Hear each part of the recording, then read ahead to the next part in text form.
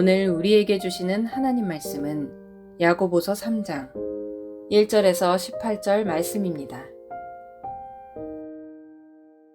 내 형제들아, 너희는 선생된 우리가 더 큰 심판을 받을 줄 알고 선생이 많이 되지 말라.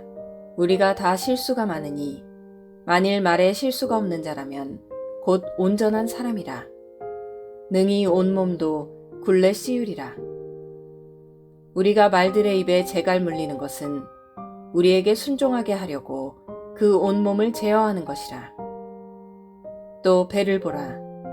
그렇게 크고 광풍에 밀려가는 것들을 지극히 작은 키로써 사공의 뜻대로 운행하나니 이와 같이 혀도 작은 지체로 돼 큰 것을 자랑하도다. 보라, 얼마나 작은 불이 얼마나 많은 나무를 태우는가. 혀는 곧 불이요, 불 위의 세계라.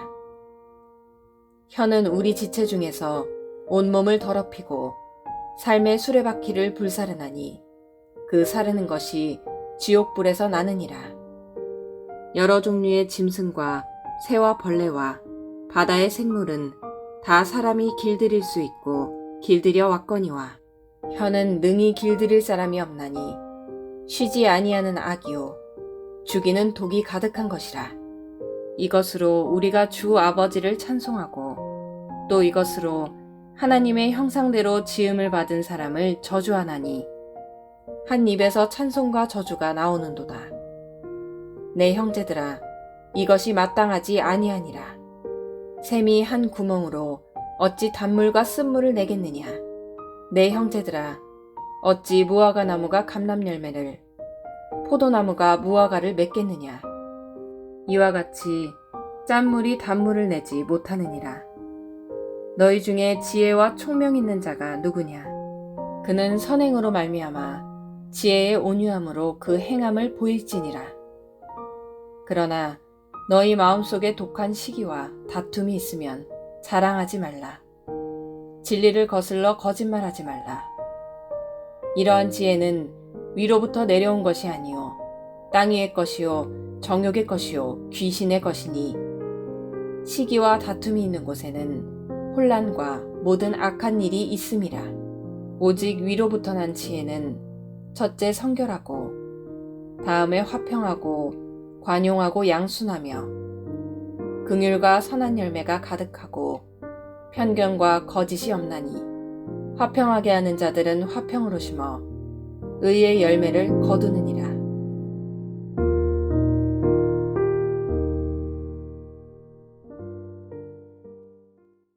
야고보서 3장은 언어에 대한 가르침입니다. 우리가 살고 있는 시대를 언어 폭발의 시대라고 말할 수 있습니다. 예전에는 전화를 거는 것도 쉽지 않았고 편지도 편지지에 일일이 써서 봉투에 담아 우표를 붙여 동네 우체통에 넣어야만 자신의 말을 상대방에게 전달할 수 있었습니다.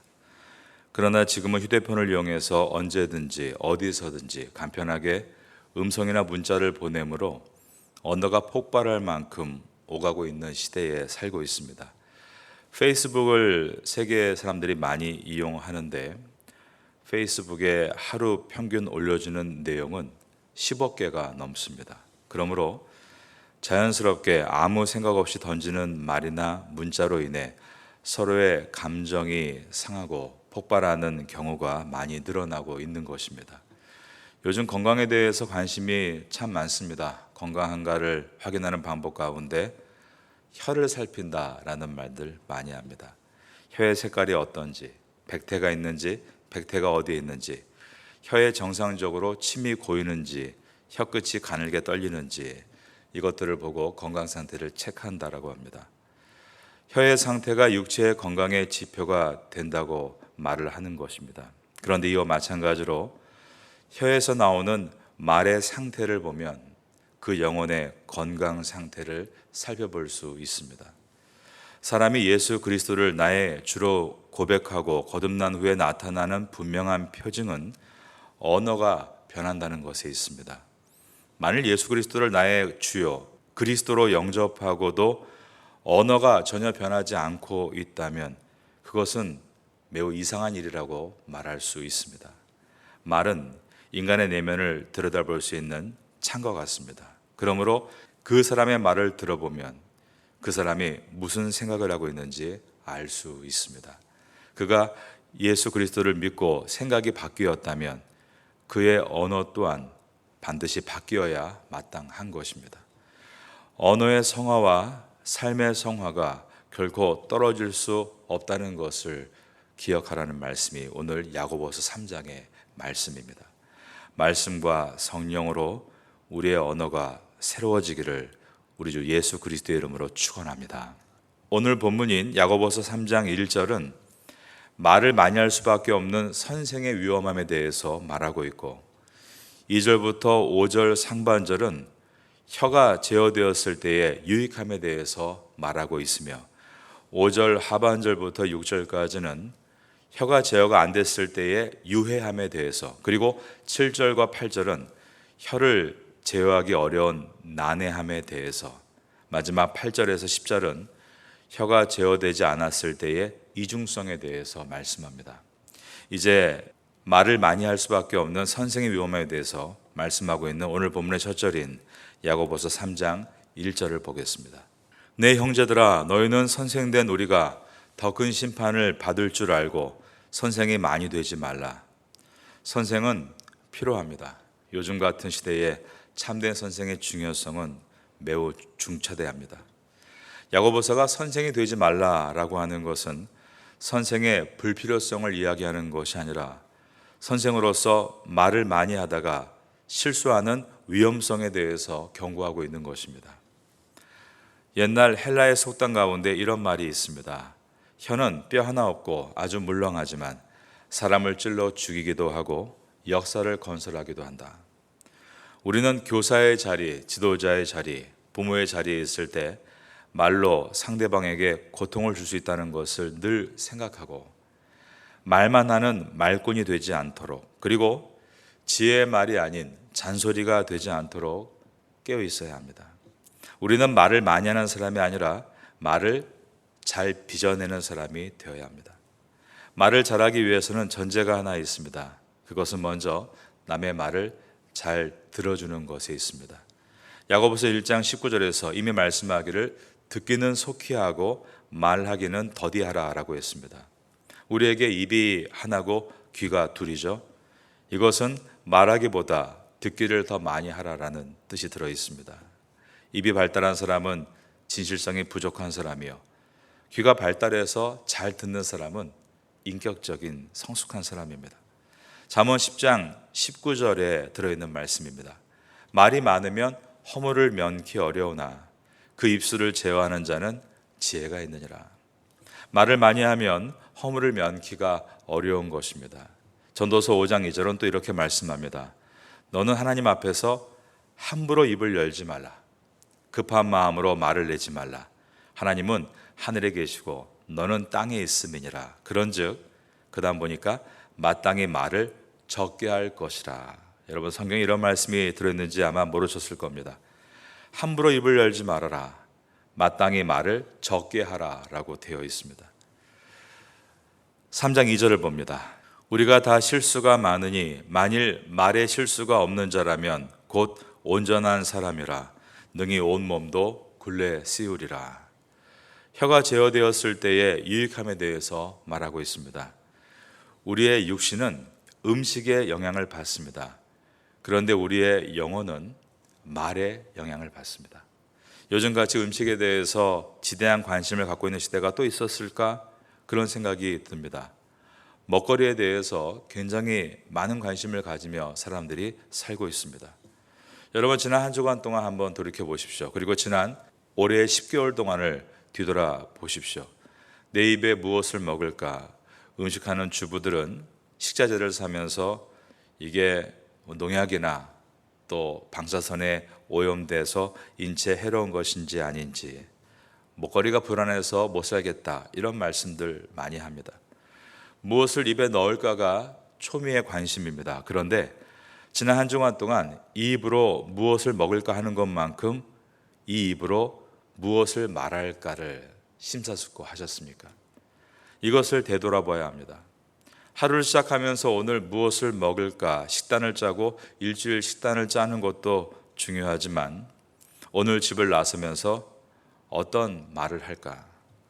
우리의 육신이 음식에 영향을 받듯 우리의 영혼은 말에 영향을 받는데 나는 영혼의 음식으로 어떤 말을 준비하는가? 단 한 번이라도 말의 식단을 짜본 적이 있는가? 우리는 말을 뱉는다라고 표현하지만 말은 뱉는 것이 아니라 빚어내는 것입니다.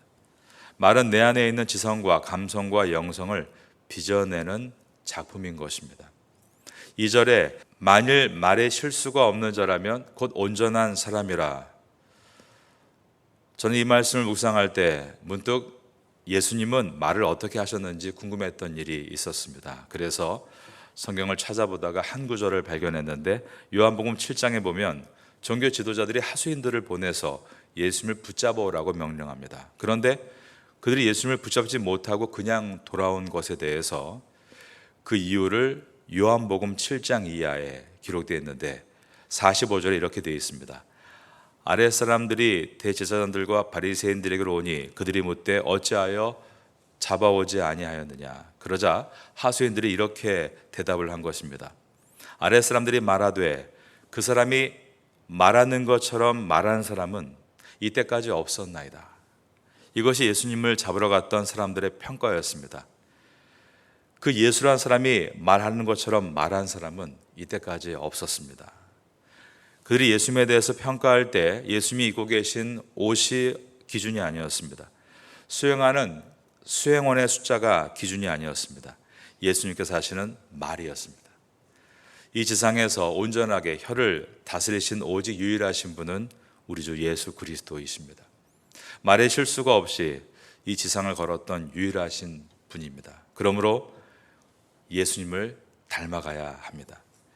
말을 빚어갈 수 있는 가장 좋은 비결은 하나님과 대화를 많이 하는 것입니다. 하나님과의 대화를 기도라고 하죠. 다윗은 시편을 쓰면서 시편 141편 3절에서 이렇게 기도했습니다. 여호와여 내 입에 파수꾼을 세우시고 내 입술의 문을 지키소서.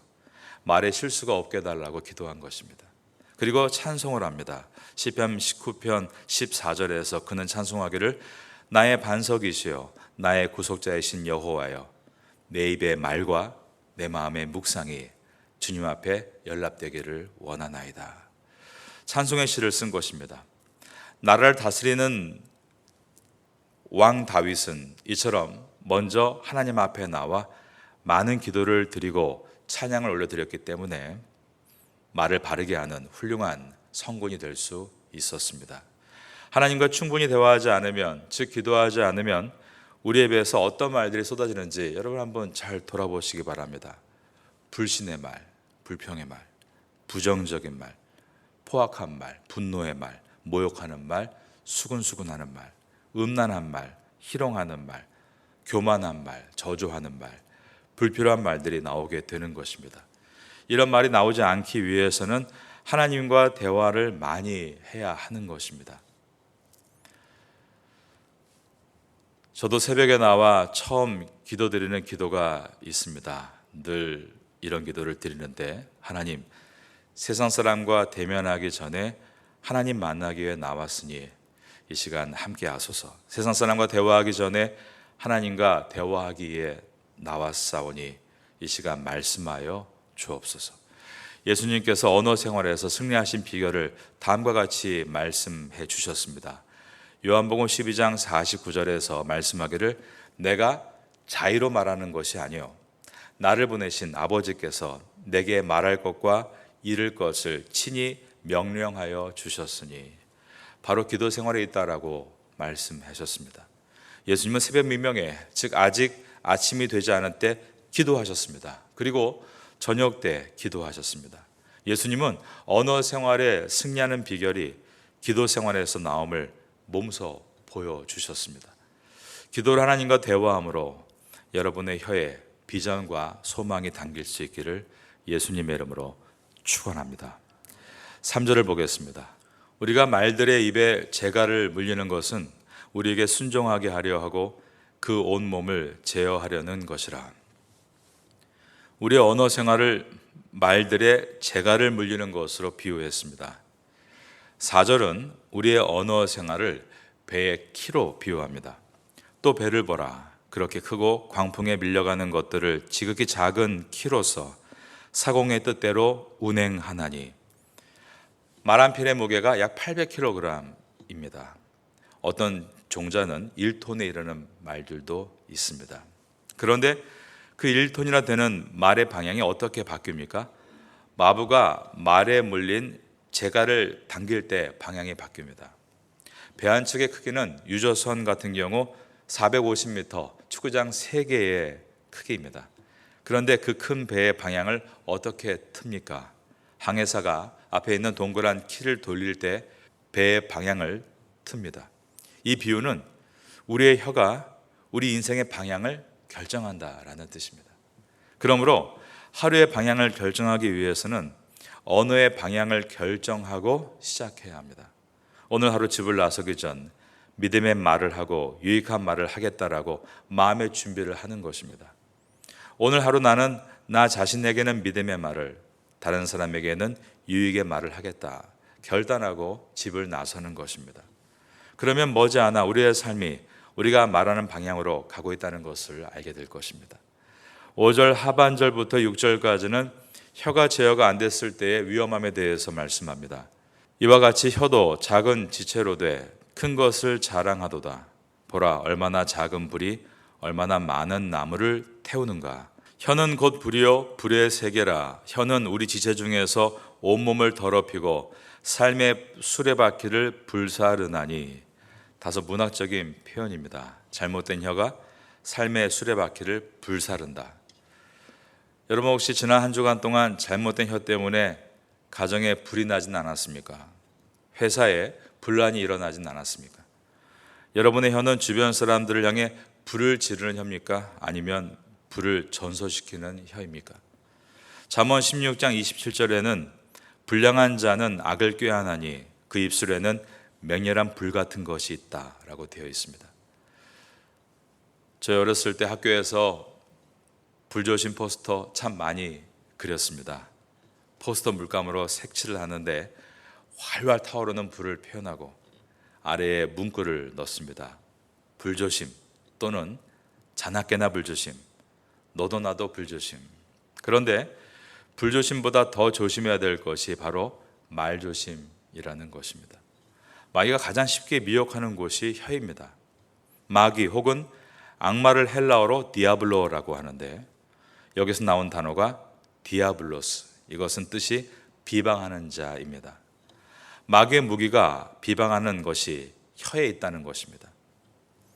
그러므로 영적 전쟁에서 가장 치열한 장소는 내 혀입니다.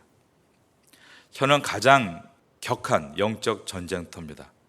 입술에서 죄가 들어오고 죄가 나갑니다. 그러므로 아주 강력하고 깨어있는 파수꾼을 입술에 세워야 합니다. 우리의 입술을 파수하기 위해 가장 강력한 선물로 주신 것이 말씀과 기도인 것입니다. 말씀과 기도를 붙들면 성령의 불이 붙습니다. 사도행전 2장에 보면 마가의 다락방에 성령께서 임하시고 그들을 사로잡으실 때 가장 먼저 사로잡으신 부분이 그들의 혀였습니다. 각종 방언을 말하며 하나님을 높임을 들음이로라. 성령은 우리의 혀를 사로잡으십니다. 잘못된 혀의 불은 성령으로만 끌 수가 있다는 가르침입니다. 성령의 충만을 입으심으로 여러분의 언어가 은혜로 가득하게 되시기를 바라겠습니다. 7절과 8절은 혀를 제어하기 어려운 난해함에 대해서 말씀합니다. 여러 종류의 짐승과 새와 벌레와 바다의 생물은 다 사람이 길들일 수 있고 길들여 왔거니와. 여러분 서커스 좋아하시지 않습니까? 사람들이 동물들을 길들이는 것을 얼마나 좋아하는지 정말 탄성이 나올 정도입니다. 앵무새, 물개, 돌고래, 또 태국에서 보면 코끼리, 심지어 악어까지 사람이 길들이지 못하는 동물이 없다라는 생각마저 듭니다. 저희 교회에서도 멀지 않은 곳에 악어 농장이 있는데 조련사들이 악어의 입에 얼굴을 밀어넣죠. 그렇게 다 조련해서 길들인다는 것입니다. 그런데 하나님 말씀인 이 야고보서 3장 8절에는 뭐라고 되어 있는가? 맹수는 길들일 수 있어도 부드러운 혀는 길들일 수 없다라는 것입니다. 8절입니다. 혀는 능히 길들일 사람이 없나니 쉬지 아니하는 악이요 죽이는 독이 가득한 것이라. 무서운 사자보다도 길들이기 어려운 것이 혀라는 말인 것입니다. 마가복음 5장에서 거라사 지방에 귀신 들린 사람이 나옵니다. 광인, 미친 사람이죠. 마을 사람들은 예수님께 나와 말하기를 우리가 쇠고랑과 쇠사슬로 묶어도 그 사람을 제어할 수 없습니다라고 합니다. 이때 제어하다가 오늘 이 야고보서 3장 8절에 길들이다와 같은 단어입니다. 다마조라는 헬라어인데 이 단어가 신약 성경의 마가복음 5장에 군대 귀신 들린 자와 오늘 본문인 야고보서 3장 8절에서 혀를 길들일 수 없다에 함께 나온다면 이 말에는 광기가 있다는 것이고 이 말을 인간의 힘으로 다스릴 수 없다는 것을 말하는 것입니다. 인간의 수양과 교양과 학식과 사회적인 지위가 말을 고상하게 포장할 수는 있습니다. 그러나 극도의 상황에 직면하면 말은 절제가 안 되고 마구 터져 나옵니다. 사나운 야생마와 같이 우리 입에서 터져 나오는 것은 바로 혀는 능히 길들일 사람이 없나니 쉬지 아니하는 악이요 죽이는 독이 가득한 것이다 라는 이 말씀입니다. 여러분, 홧김에 한 말이 많으십니까? 술김에 한 말도 있으십니까? 물론 교회 다니는 분들은 술김에 한 말은 별로 많지 않을 겁니다. 그러나 홧김에 내뱉는 말은 어떠십니까? 홧김에 터져 나온 말이 가정에서 일어나면 가족이 아프고, 직장에서 일어나면 동료를 잃고, 교회에서 일어나면 성도를 실족하게 만듭니다. 거라사 지방에 있던 귀신 들렸던 사람은 예수님 앞에 서자 악한 것이 떠나고 온전하게 회복될 수 있었습니다. 그러므로 혀는 능히 길들일 사람이 없다라는 8절의 말씀은 그 혀를 길들일 수 있는 분은 오직 한 분, 예수님이심을 기억하고 주 앞에 나오라는 가르침인 것입니다. 여러분 모두가 주님께 나오심으로 분노의 악한 말은 떠나고 은혜의 말이 여러분의 입술에 담겨지기를 우리 주 예수님의 이름으로 축원합니다. 9절과 10절을 보겠습니다. 한 입에서 찬송과 저주가 나오는도다. 내 형제들아, 이것이 마땅하지 아니하니라. 혀가 제어되지 않았을 때의 이중성에 대해서 말씀합니다. 한 입에서 찬송도 하고 저주도 한다는 것입니다. 10절에 이것이 마땅하지 아니하리라 라는 것은 신약 전체에서 이곳에만 나오는 단어인데 강조하고 있는 것입니다. 한 입에서 찬송과 저주를 하는 것이 결코 있어서는 안 된다 강조하고 있는 것입니다. 9절에 이것으로 우리가 주 아버지를 찬송하고 또 이것으로 하나님의 형상대로 지음받은 사람을 저주하나니. 여러분, 우리 모두가 교회를 다니고 있으니 하나님을 찬양하는 것은 문제가 없죠. 조금 전에도 우리가 찬양을 부르지 않았습니까? 그런데 사람을 저주하는 데는 어떻습니까? 우리는 사실 알게 모르게 이웃 사람들을 향해 얼마나 많은 저주를 퍼붓고 있는지 모릅니다. 그게 뭔지 아십니까? 뒷담화, 남 이야기입니다. 누군가 이렇게 말을 시작합니다. 알고 계시나요? 이건 비밀인데 당신만 아세요. 이 말을 들으면 이미 교민사회에 다 알고 있는 얘기라고 말할 수 있습니다. 그렇게 사람들은 남의 말 하기를 좋아합니다. 다른 사람에 대해서 말을 시작하면 어떻습니까? 좋은 말들을 하게 될까요? 나쁜 말들을 하게 될까요? 좋은 말은 처음에 스치고 지나갑니다. 점점 그의 치부를 이야기하다가 결국 나쁜 말들을 하게 되는 것입니다. 나쁜 말들에는 필연적으로 말이 덧붙게 되고 말의 앞뒤가 잘려 발없는 말이 되어 천리를 갑니다. 그리고 괴상한 괴담이 되어 사실과 다른 모습으로 돌아오는 것입니다. 세상에서 가장 하기 쉬운 말이 뭔지 아십니까? 남의 말을 하는 것입니다. 잠언 26장 22절에 이런 놀라운 말씀이 있습니다. 남의 말 하기를 좋아하는 자의 말은 별식과 같이 뱃속 깊은 데로 내려가느니라. 남의 말을 하는 것이 맛있는 음식같이 그렇게 술술 잘 내려간다라고 한 것입니다. 성도 간에 서로 가만히 앉아있다 보면 대면대면하고 할 말이 떨어질 때가 있죠. 그때 남의 말을 하기 쉽습니다. 지루할 때 남의 얘기를 별식 삼아 한다는 것입니다. 존경받는 성자에게 제자들이 이런 질문을 했습니다. 선생님, 지금까지 평생 살아오시면서 가장 쉬운 일은 무엇이었습니까? 그랬더니 그가 말하기를 그것은 남의 말을 하는 것이다 대답을 했습니다. 그러면 가장 힘든 일은 무엇이었습니까? 라는 질문에는 그것은 하고 싶은 말을 참는 겸손이다 라고 했습니다.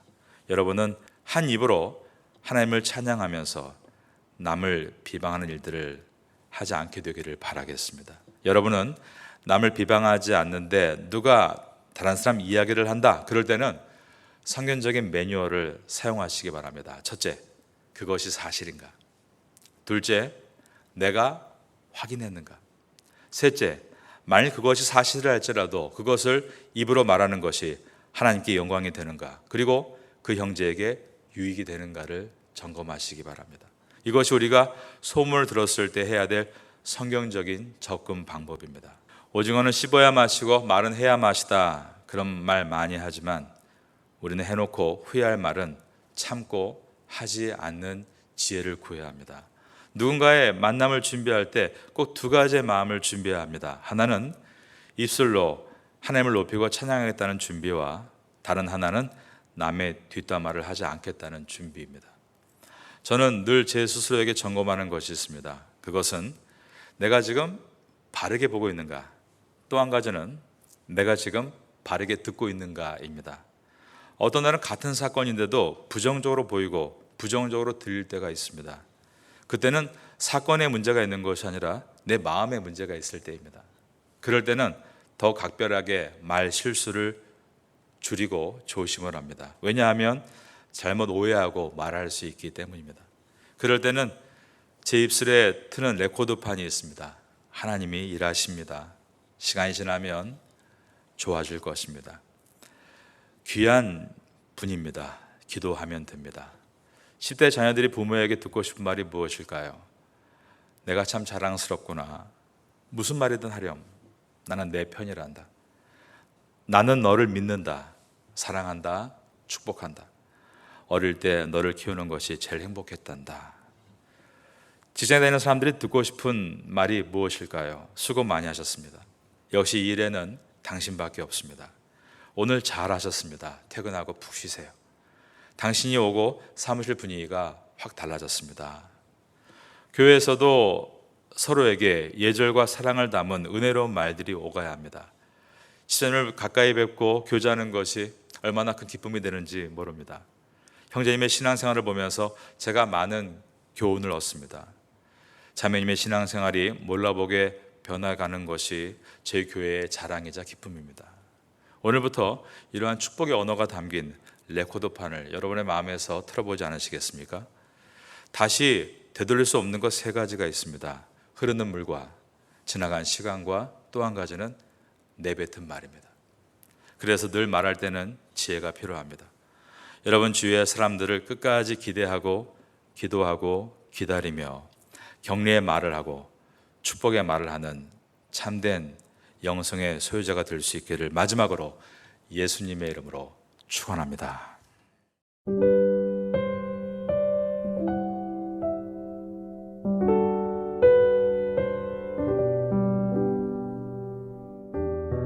지금은 함께 기도하는 시간입니다. 11월의 공동 기도 제목은 첫째, 주일 새벽 금요 예배에 말씀의 은혜가 임하게 하소서. 둘째, 12일부터 14일에 있을 말씀 사경회에 은혜를 주시옵소서. 셋째, 말씀으로 열매 맺는 추수감사 주일을 보내게 하소서. 넷째, 파타야의 모든 교회들이 말씀으로 충만하게 하소서. 말씀을 붙잡고 기도하는 귀한 시간 되기를 소망합니다.